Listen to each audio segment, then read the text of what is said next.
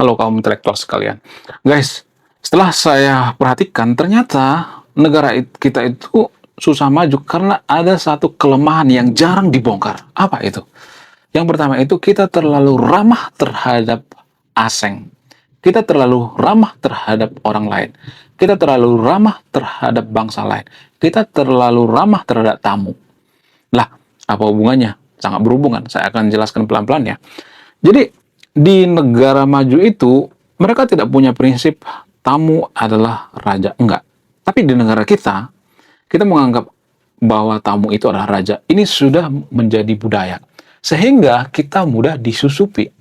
Dari bidang manapun kita mudah disusupi. Dari budaya, dari religion, dari semuanya kita disusupi. Ideologi, dan lain sebagainya. Sehingga negara kita itu susah jadi negara maju. Apakah ini berhubungan? Sangat berhubungan. Saya jelaskan pelan-pelan ya. Jadi kalau kita misalnya nih lihat negara-negara maju misalnya seperti negara Eropa. Kalau kita pergi ke Eropa itu atau ke Amerika, maka orang Amerika itu tidak punya prinsip bahwa tamu itu adalah raja. Enggak. Yang raja di sana itu adalah tuan rumah. Jadi yang benar itu sebenarnya tuan rumah adalah raja. Tamu itu bukan raja. Jadi itu artinya tamu harus menghormati tuan rumah. Karena tuan rumahlah raja. Saya nggak tahu dari mana asal-usul daripada filosofi atau prinsip ini. Ini prinsip yang salah, guys. Kalau prinsip seperti ini kita tidak rubah, maka kita akan susah jadi negara maju. Bagaimana caranya kita jadi negara maju? Pertama, ubah dulu budayanya. Jadi budaya seperti ini harus kita rubah. Jangan pernah menganggap bahwa tamu itu adalah raja. Jangan. Itu prinsip yang salah. Prinsip yang benar itu adalah tuan rumah adalah raja. Nah, yang jadi pertanyaan, bagaimana prinsip ini mempengaruhi kemajuan suatu bangsa? Sangat mempengaruhi. Contoh misalnya, dulu kita sudah punya filosofi yang sangat bagus sekali, yaitu filosofi budi pekerti luhur. Leluhur kita sudah menurunkan sebuah filosofi yang sangat-sangat luar biasa, yaitu filosofi budi pekerti luhur. Filosofi budi pekerti luhur ini agak mirip-mirip seperti filosofi Bushido yang ada di Jepang. Filosofi Bushido yang ada di Jepang itu mengajarkan kejujuran, budaya malu, sehingga Jepang jadi negara maju. Karena dipengaruhi oleh semangat Bushido atau filosofi Bushido. Ini mempengaruhi, guys. Walaupun ada faktor lain ya, faktor SDM, faktor pemerintah, dan lain sebagainya. Tapi yang paling mempengaruhi adalah semangat Bushido atau filosofi Bushido. Sama halnya dengan Konoha. Kita sebenarnya sudah ada bibit-bibit untuk jadi negara maju, yaitu ya fokus pada filosofi budi pekerti. Lah, apa hubungannya? Apakah ini sudah terbukti? Sudah. Ini sudah terbukti berhasil, guys. Kenapa Majapahit itu bisa luar biasa di zamannya gitu? Bisa menguasai dunia maritim gitu. Kenapa? Alasan yang paling masuk akal itu karena kita punya filosofi budi pekerti luhur. Kenapa Sriwijaya bisa menguasai sampai ke Singapura, ke negara lain gitu? Kenapa? Karena Sriwijaya juga punya filosofi budi pekerti luhur. Ya, pada intinya seperti itu, garis besarnya seperti itu, walaupun ada istilah-istilah daerahnya ya. Nah, ketika kerajaan Majapahit dan Sriwijaya runtuh, maka semenjak itu masuk ideologi-ideologi baru gitu ya, yang mempengaruhi bangsa kita. Banyak banget ya, ada ideologi-ideologi dari Timur Tengah, pokoknya dari mana-mana gitu ya. Ada yang dari Gujarat, ada dari India, dan sebagainya. Banyak banget ya ideologi-ideologi. Sehingga, tanpa kita sadari ya, ketika ada tamu datang ke Konoha, maka kita menganggap tamu itu adalah raja. Dan kita nggak ada pikiran skeptis gitu ya, apakah mereka ini bawa ideologi baru yang tidak cocok dengan bangsa kita gitu. Kalau misalnya nih kita ambil contoh misalnya nih, kalau ada seseorang atau bangsa tertentu misalnya nih ya berdagang ke Konoha misalnya atau ngapain lah gitu ya, atau melakukan transaksi atau berbisnis gitu ya. Lalu kita menganggap mereka itu adalah raja, kita merajakan mereka. Lalu mereka menyebarkan ideologi tertentu misalnya, katakanlah ideologi konflik misalnya. Jadi di negara mereka itu sering terjadi konflik, lalu mereka diusir dari negaranya, lalu mereka datang ke Konoha gitu ya. Lalu mereka bawa ideologi konflik ini. Katakanlah ideologi ABC misalnya ya. Ini cuma contoh ya. Nah, ideologi ABC ini menyusup masuk ke jantung budaya kita tanpa kita sadari. Karena kita berpikir bahwa ideologi ini paling bagus gitu ya. Kenapa? Karena kita menganggap bahwa tamu itu adalah raja. Kalau kita sudah merajakan tamu, berarti apapun yang dikatakan tamu itu ya kita ikutin kan. Sehingga kita cepat kehilangan jati diri. Filosofi budi pekerti luhur ini tidak akan bertahan kalau sudah dijejeli dengan filosofi konflik gitu ya. Kemudian ada filosofi yang aneh-aneh, banyak banget ya. Ada filosofi yang mengatakan bahwa bangsa kita itu adalah bangsa yang terkutuk. Ada yang mengatakan bahwa nenek moyang kita itu nggak ada apa-apanya. Nenek moyang kita itu yang paling jago gitu ya. Ada kelompok orang tertentu yang datang ke Konoha seperti itu ya. Yang kita disuruh untuk memuliakan leluhur-leluhur mereka gitu ya. Kita disuruh menyembah leluhur mereka gitu. Kenapa? Karena kita punya prinsip tamu adalah raja. Jadi tanpa kita sadari budaya kita zaman sekarang ini kan budaya dari luar ya. Tanpa kita sadari cara berpakaian kita di Konoha itu kan banyak banget ya orang yang berpakaian seperti orang luar gitu ya, seperti orang Timur Tengah ya, orang dari Afrika dan sebagainya, orang dari India dan sebagainya, banyak banget ya yang mempengaruhi budaya kita. Nah, yang jadi pertanyaan, kenapa kita cenderung menerima filosofi-filosofi dari luar? Apa alasannya? Alasan yang paling masuk akal itu karena kita terlalu toleransi dengan tamu. Kita merajakan tamu. Jadi kita harus rubah ya. Raja itu adalah diri kita sendiri, bukan tamu. Ini harus dirubah. Untuk merubah suatu bangsa itu, maka yang pertama kali dirubah itu adalah budaya. Kenapa Jepang maju? Karena budaya Bushido, budaya malu. Kenapa mereka nggak suka korupsi? Karena mereka punya budaya malu. Itu yang harus diterapkan sebenarnya di negara kita ya. Karena budaya Bushido ini mirip-mirip dengan budaya budi pekerti. Budi pekerti artinya berbuat baik, jujur ya, bertanggung jawab ya, nggak suka korupsi. Bagaimana dengan China? China itu maju karena apa? Karena dipengaruhi oleh filosofi leluhur mereka, yaitu Confucius. Confucius itu mengajarkan pendidikan. Makanya China itu maju. Jadi budaya mereka itu sudah terbentuk duluan gitu ya. Bagaimana dengan negara-negara Eropa?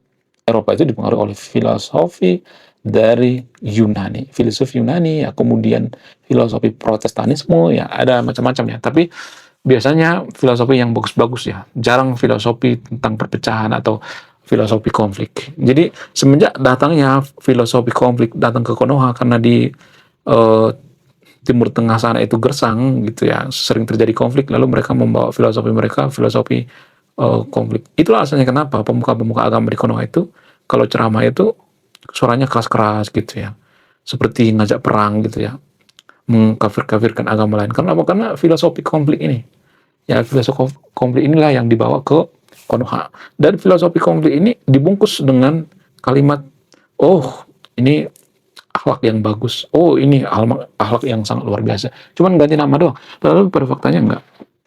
Nah, yang jadi pertanyaan, apakah orang-orang Timur Tengah itu yang salah, yang menyebarkan filosofi ke negara kita atau ideologi-ideologi baru gitu? Enggak. Saya tidak menyalahkan yang dari luar. Saya menyalahkan bangsa kita. Kenapa bangsa kita terlalu ramah terhadap asing?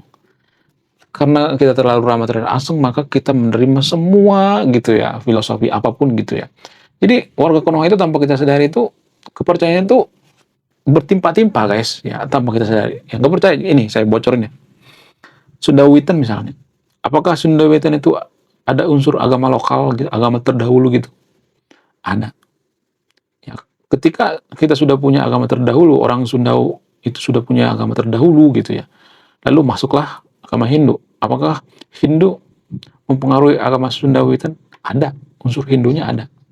Kemudian sekarang ini, apakah dipengaruhi? Dipengaruhi juga gitu ya, agama yang sekarang.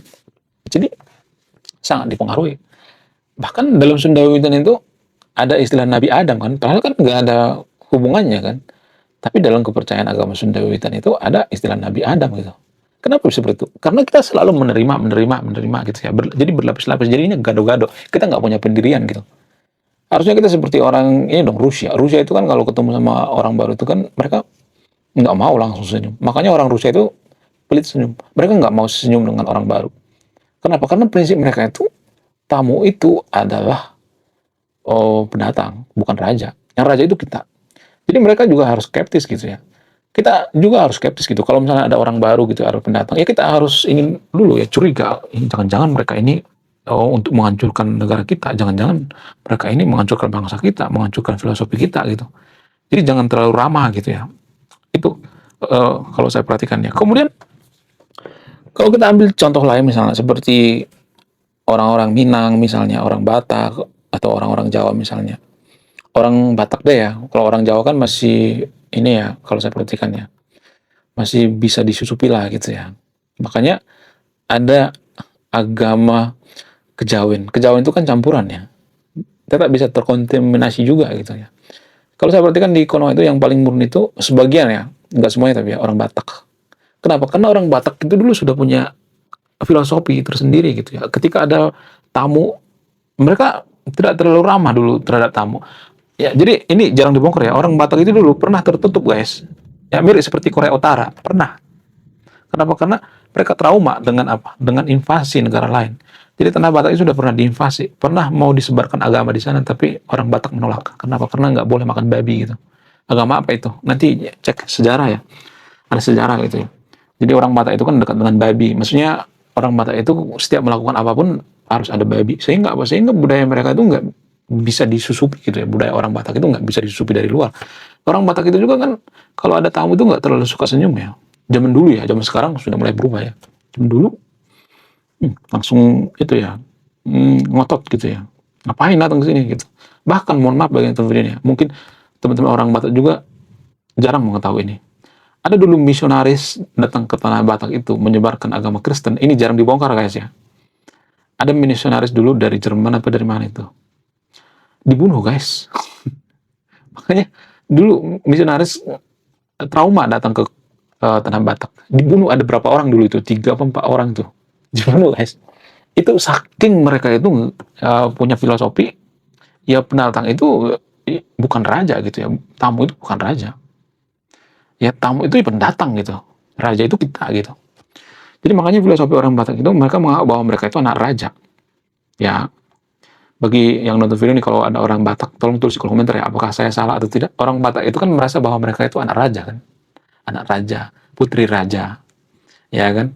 Bukan putri budak kan, tapi anak raja. Kenapa ini muncul? Apa alasannya? Secara antropologi itu karena apa? Karena orang Batak itu zaman dulu tidak terlalu ramah dengan tamu.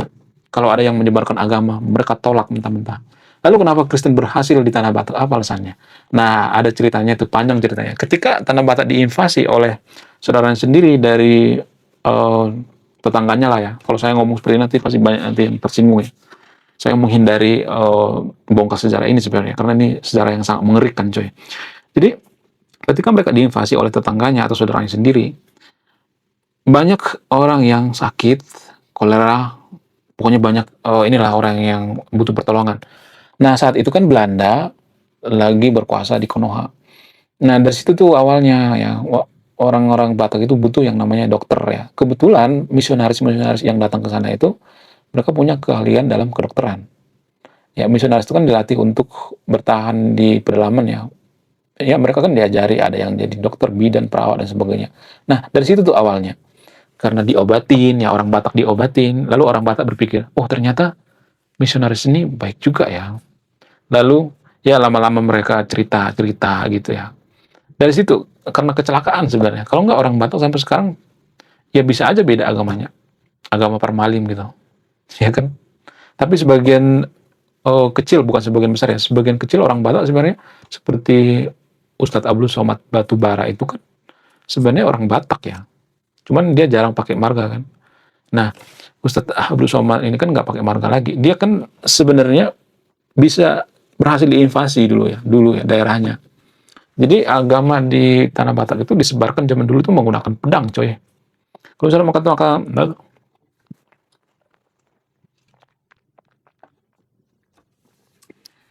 kemudian selanjutnya, bagaimana dengan bangsa kita? Bagaimana solusinya gitu ya? Saya akan memberikan solusi juga ya. Jadi saya bikin channel ini sebenarnya tujuan saya itu untuk merubah budaya kita, merubah tradisi kita. Jadi tolong tinggalkanlah tradisi bahwa tamu itulah raja. No, itu sangat-sangat tidak bagus sekali bagi bangsa kita. Kalau misalnya mengatakan, oh nggak apa-apa kok, ya buktinya kita nggak maju-maju kan. Kalau kita nggak maju-maju itu artinya ada yang salah dengan pemikiran kita kan. Jadi kita harus merubah pola pikir. Pertama pola pikir dulu, ya kemudian budaya, itu akan mengikuti nanti ya, budaya, kemudian kemajuan bangsa. Jangan terlalu ramah terhadap tamu. kita harus menyisakan untuk skeptis gitu ya. Jangan-jangan ada niat jahat ini. Jangan-jangan untuk menghancurkan negara kita. Jangan-jangan untuk menjajah secara ideologi nih ya. Jadi secara tidak langsung kita itu kan terjadi secara ideologi kan. Kita tuh follower guys. Kita bukan pencipta, pengekor gitu ya. Dalam agama kita pengekor, dalam budaya kita pengekor, cara berpakaian pengekor, cara ngomong pengekor, bahasa kita juga pengekor, semua kita mengekor gitu ya. Semuanya, bahkan menciptakan peniti sekalipun kita nggak bisa, menciptakan jarum pun kita nggak bisa. Kenapa? Karena kita tuh bangsa pengekor, bukan bangsa pencipta. Pasti banyak nanti yang marah-marah kalau saya ngomong seperti ini. Jadi kalimat pamungkas warga Konoha itu, masa kita harus berpakaian seperti leluhur kita, pakaian terbuka? Enggak gitu juga gitu ya. Pakaian itu kan bisa disesuaikan dengan lingkungan. Justru kita berpakaian terbuka zaman dulu itu ya, nenek moyang kita itu karena cuaca gitu ya. Karena tubuh manusia itu butuh yang namanya vitamin D ya. Ya itu yang mempengaruhi guys. Cuman kan warga Konoha kan sering ngata-ngatain, ya, nenek moyang dulu itu nggak pakai baju dan sebagainya. Ya sama aja nenek moyang orang Arab juga seperti itu. Zaman dulu perang mulu ya kan. Jadi jangan merasa paling suci gitu ya. Nenek moyang orang-orang Timur Tengah juga seperti itu ya. Nenek moyang orang Eropa juga seperti itu. Zaman manusia purba, ya mereka nggak pakai baju ya. Jadi jangan itu jadi alasannya. Itu sebenarnya logical fallacy ya. Tanpa kita sadari. Justru menurut saya pribadi ya bagus ya nenek moyang kita itu bajunya terbuka. Kenapa? Supaya matahari masuk gitu ya, pantulan matahari masuk ke tubuh nenek moyang kita ya. Itu sebenarnya sudah dipikirkan selama ribuan tahun, tapi dimusnahkan oleh ideologi konflik yang datang dari gurun pasir yang gersang, kering, kerontang ya, sehingga panas untuk konflik terus ya. Dikit-dikit konflik, dikit-dikit perang gitu, seagama juga nggak akur ya. Itu artinya filosofi kita itu sudah berantakan ya. Menurut kalian gimana? Coba tulis kolom komentar ya. Saya tidak akan berpihak video ini ya. Oke guys, sekian video ini. Terima kasih sudah memahami. Saya kaum intelektual. Salam rasional.